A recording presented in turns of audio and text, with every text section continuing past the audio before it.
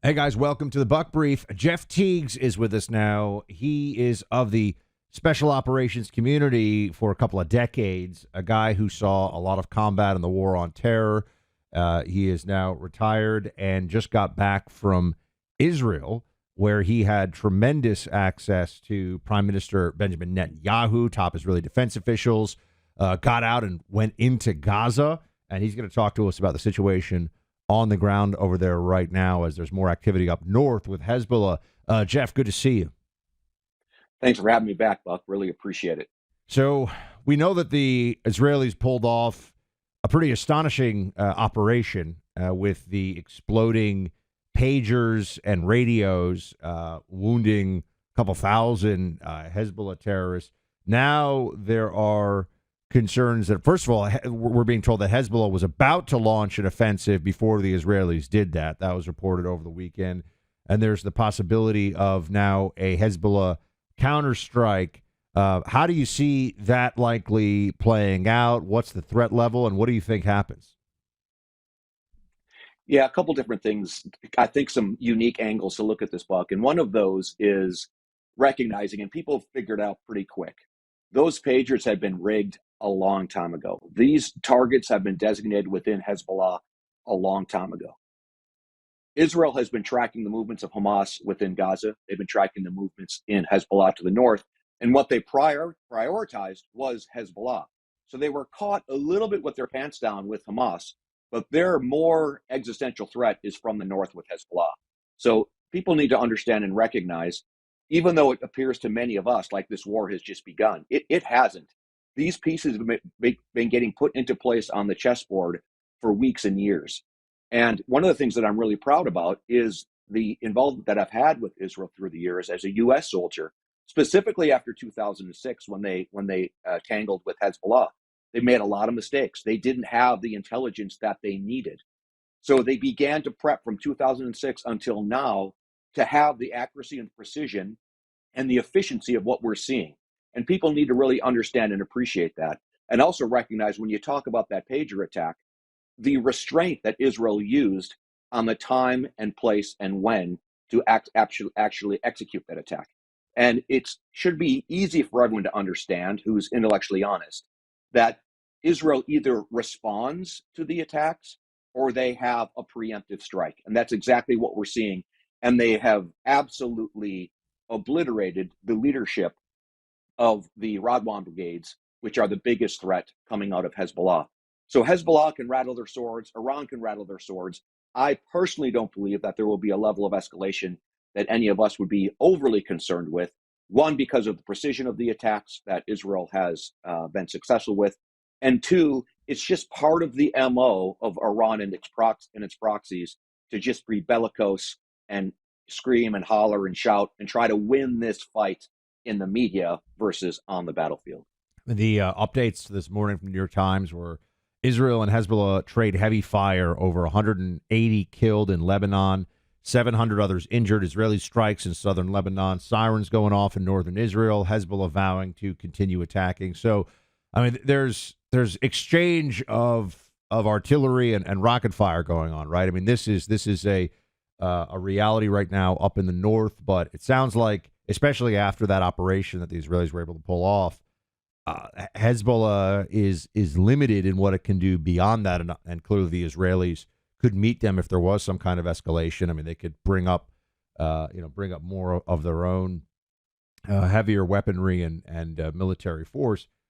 In the south, in Gaza, how close is that operation against Hamas? I mean, you just tell everyone, you were in Gaza just a few weeks ago. What was that? What was that like? I mean, I mean, I know you've been in a bunch of combat zones, Jeff. What's it like in Gaza these days?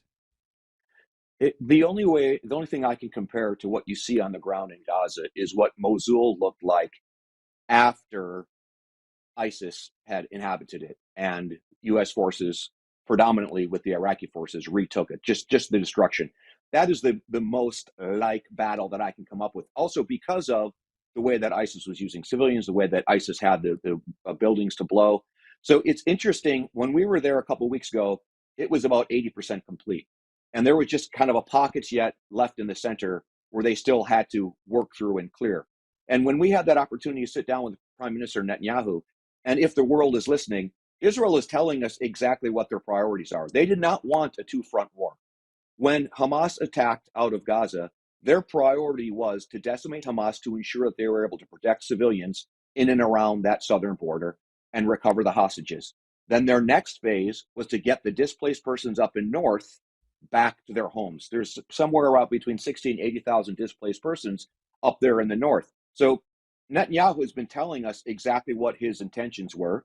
Again, Hezbollah and Hamas tell us exactly what their intentions were and are. So we shouldn't be surprised. So I think, even though I haven't been on the ground in a couple of weeks, I think the fact that they have shifted from the southern war to the northern war tells us they are very comfortable with what they have at hand and what they have controlled within Gaza to this point.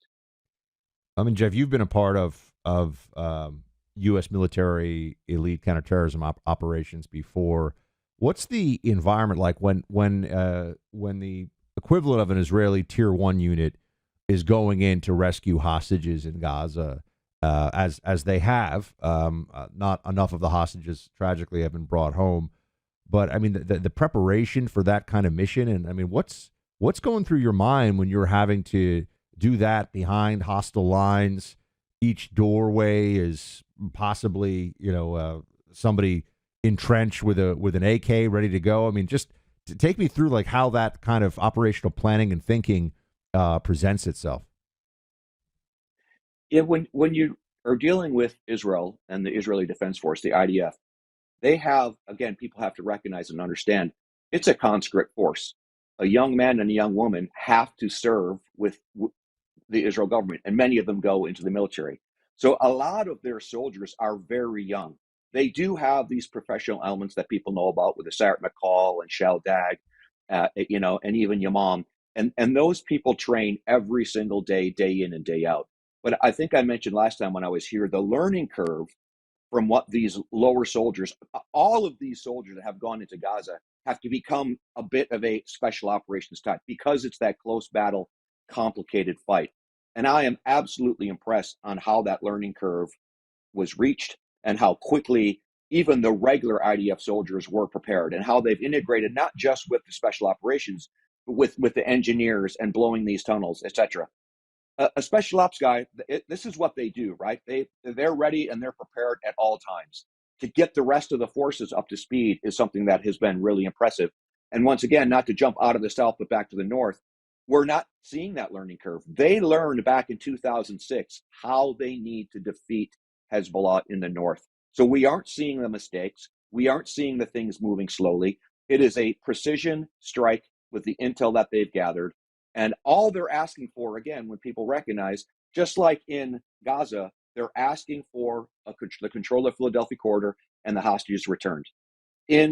Up in the north with Hezbollah, they're asking for Hezbollah to return back beyond the Litani River, which was agreed upon in 2006 with the UN Council. So even the things that Israel is asking for are things that the world years ago agreed to, but Hezbollah has been balking on. How much more advanced are the forces that Hezbollah can deploy? Talking on the infantry level than what Hamas has, or is it quite similar? I mean, they both have Iranian IRGC Quds Force trainers, right? I mean, they've had that for a long time. The Iranians have been providing them whatever skill set they can. But is Hezbollah significantly more advanced? I know Hezbollah has significantly more missiles and rockets at its disposal. Two things that I want to comment on that real quickly, Buck. One is these are terror armies. We talk about them as terrorist groups. Hamas as a terror group, Hezbollah as a terror group. Again, America is familiar with Al Qaeda and ISIS and Taliban.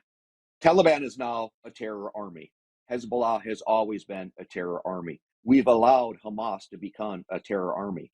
So what Israel continues to do is decimate that leadership. So the combat skills of someone like Hamas, to answer your initial question, they're sophisticated and they've got a combined arms maneuver. But one of the things that I always fall back to is what's the motivation? Shockingly, we saw the motivation with Hamas. The level of hate that they had for the Jewish people was something that even I wasn't prepared for. I don't believe Hezbollah has that level of hate because they're not inculcated as much with this idea of hate the Jews are responsible for everything, like you're fed in Gaza. They're still indoctrinated with that. But Lebanon is a free nation, and there are parts of Lebanon that are really thriving. So, in addition to the capabilities of Hezbollah, which is now beheaded with most of its capable leadership, I just don't think they really have the drive for a ground fight. They just what is there to gain? What is their motivation? We hate Israel, we hate the Jews, whereas the Israelis have an existential threat looming above them, and they want to return to their homes in the north. Jeff, I want to come back and switch gears with you in a second, talk a little bit about President Trump's security between now and Election Day and beyond. But first, a word from our sponsor here. Across America, so-called accidents are becoming the new normal. You may have heard about planes falling apart mid-flight and catching fire, 9/11 call centers going offline for hours at a time, or you may have read that medical errors have doubled since 2020. Most people understand there's something wrong going on in this country, but no one really understands how dark this is. The wheels are falling off America. Learn what's really happening in this country at americadisaster.com. What most Americans don't realize is that in the very near future, a massive new accident may be coming to our country. This one will absolutely affect everyone with any ties to the U.S. financial system whatsoever. It's all in a report from Stansberry Research. Go check it out. americadisaster.com. americadisaster.com, paid for by Stansberry Research. All right, back to our programming here with Jeff Tiegs. Jeff, a second assassination attempt on Trump. This time they fired first, meaning that they didn't allow the would-be assassin to get a shot off and actually hit the president or hit President Trump. People have talked a lot about maybe we need to bring in, a Eric Prince. I know Blackwater was Z and now it's something else. I forget what's Constellus. Is that right? It's got some new name. I don't know what the new name is. But anyway, what do you think about that as how the interface between Secret Service, a private security entity working with the president? How do you view this? Basically, you've had to keep high value target good guys alive before. What needs to happen here to get President Trump's security to where it should be? It needs to become prioritized, and they need to relook how it is they do business. The acting director of the Secret Service, I heard him talk a couple of days ago where he said, maybe it's time for us to relook our standard operating procedures. Maybe it's time to relook our manning. And let me tie all this together for you, Buck, okay? What we were just talking about with Hezbollah. They killed Ibrahim Akil for us, right? He was responsible for the 1983 bombings, the Beirut bombings. The reason America didn't kill Ibrahim Akil because it wasn't prioritized. We weren't really looking for him. He was on our list. Why did it take us so long to get bin Laden? Because it wasn't prioritized. He was on our list, but it wasn't things that we really put time and money and effort into because we were focusing on other things. I don't know precisely what the Secret Service is focusing on, but if they didn't get a wake-up call with the first assassination attempt, they certainly have had a wake-up call with the second assassination attempt, and they need to prioritize the security of what they're being tasked. Or, I would be fine with threatening, if you can't do it, we'll privatize it. But my first offer would be relook the standard operating procedures within the Secret Service, get out anybody who's politicized in that place, and get the job done on how the American people would expect it. The lack of confidence in the Secret Service, I don't think has ever been lower, and they've got a long ways to go before they're going to instill that back into us. I'm not ready to threaten them with privatizing it, but I certainly would put it on the wall and tell them you need to be at this level of proficiency in these tasks, and you need to demonstrate those tasks, or else. I mean, is it something that let's say that the decision was made that Trump wanted to do it? Would you just bring in what kind of a team do you think should be pulled together? Would it be a bunch of former Tier 1 guys like you who have seen a lot of combat and so have that experience? Would you also mix in some people with more local law enforcement, SWAT team commander types? Like, how would you do it on the private side, you think, if you had to pull it together? Because, I know that if Trump does get elected, I've been hearing, Jeff, I'll tell you that there may be some use of contractors in a whole range of security functions to try to up federal government capability, which is what we certainly saw during the war on terror. But I'm just, give me a sketch and how does that look if we were going to have an auxiliary force of elite protective detail for Donald Trump? I think you nailed it, Buck. You have to go straight to the professionals who used to do this for a living and who really understand mission over everything else. So I think if this was to happen, it would be coming from the community. People that are in tier one. There's people that are working with the agency that all have this expertise. But what I would tell you, you bring them in to initially plug the hole and to develop a training and assessment pipeline.